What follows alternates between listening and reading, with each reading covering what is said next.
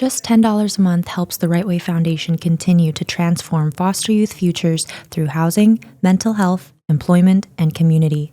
Welcome back, folks. This is RightWay Podcast. I'm your host, Franco Vega, where you know our theme is 10 minutes of healing the right way. We have an awesome guest at the mall. She's an alumni and an awesome young student of ours. She goes by the name of Neftaly. Good afternoon, Neftaly. How you doing? Hi, I'm great. How are you?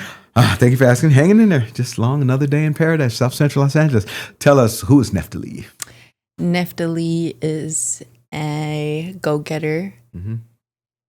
She is an inspiring young woman who thrives to learn every day from mentors and mentees. Awesome. Mm-hmm. I like that. Well, let me just start with mentors, mentees. So you have a mentor?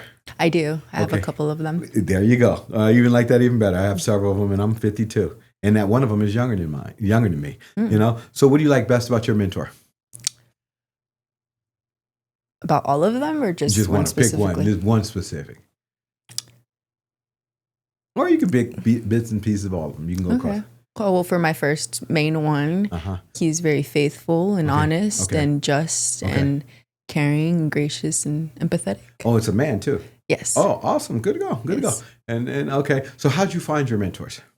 One of them, I found them in the Bible, Jesus Christ. Mm-hmm. Another of them being, I used to live at Butterfly Haven. Okay. And her name is Brittany Walker. Okay. Brittany Walker, our partner, beautiful Brittany, CEO of Butterfly Haven. That's our fellow soldier in the trenches in South Central that works with beautiful foster youth. She has a great housing program. So salute to her.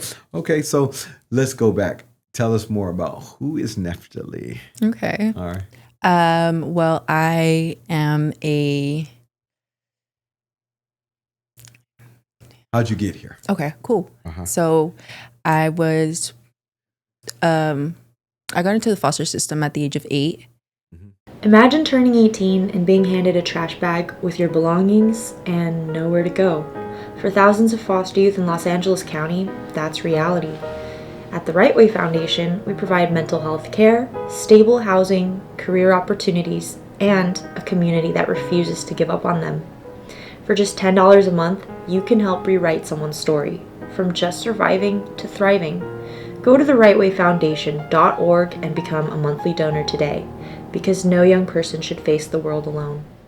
And so now that I'm older, I realize that a lot of the times, a lot of youth who are or have struggled with mental health issues due to trauma, they like to tame them with medication.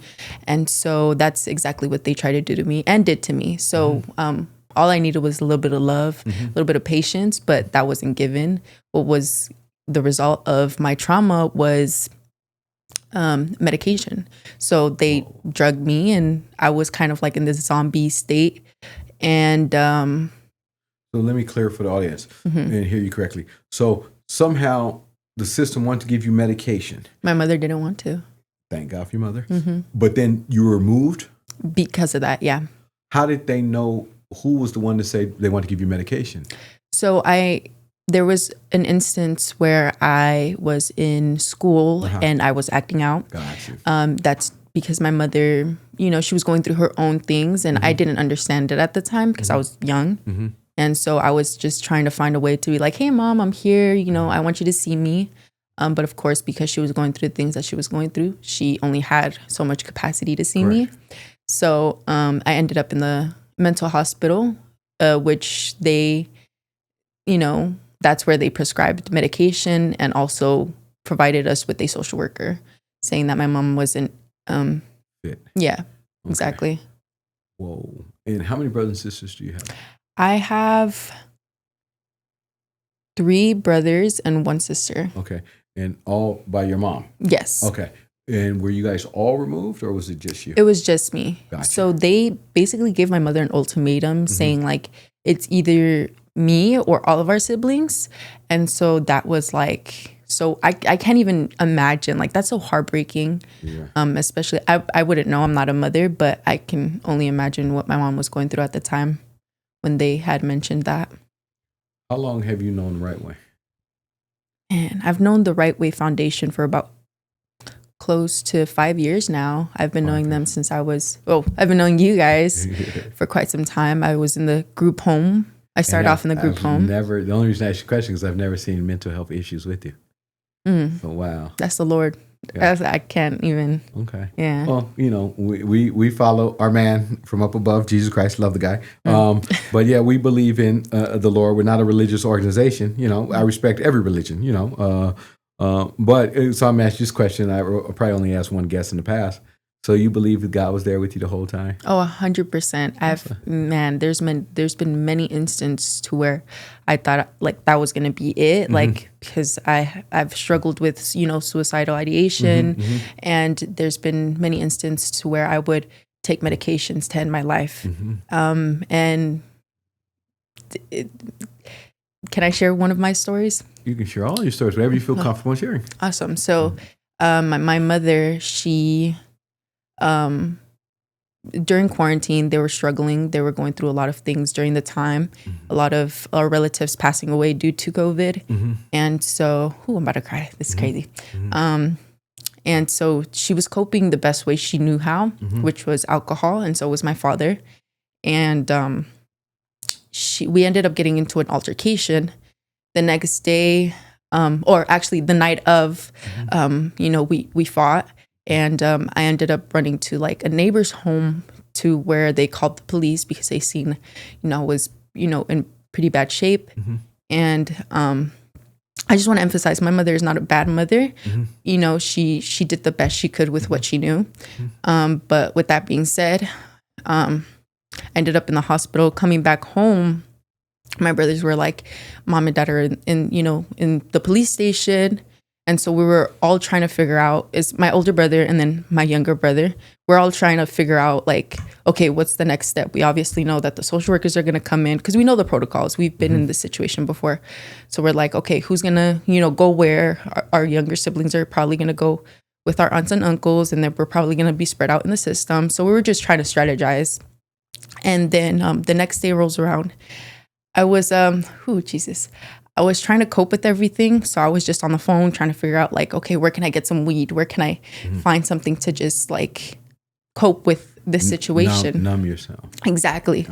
And my brother came into the room and he's frustrated because obviously like who wants to go through anything like that? And he's trying to cope with the best way he can. And he's trying to clean up the house, trying to make sure that everything looks fine for the social workers when everything isn't fine, Correct. And so he comes in the room and he's basically like, I wish you were never here. And this is your fault that this happened. Oh, so your siblings start taking it out on you. 100%. And it's understandable. Now that I'm in this position, it's understandable how it may seem that way. But that was, in fact. He was young. He didn't know. Exactly. Yeah. So I was like, all right, cool. You wish I wasn't here? Fine. So I go into the restroom and I pop a bunch of pills and I pass out, and my younger brother found me and they're trying to wake me up, and I'm doing everything. Like I want to say something. I want to, but I'm just like in this paralyzed state. And so I wake up in the hospital and no one's there. And that was like the loneliest time. Like I felt so alone, Franco. Like it was just, and so let's go back to my original question.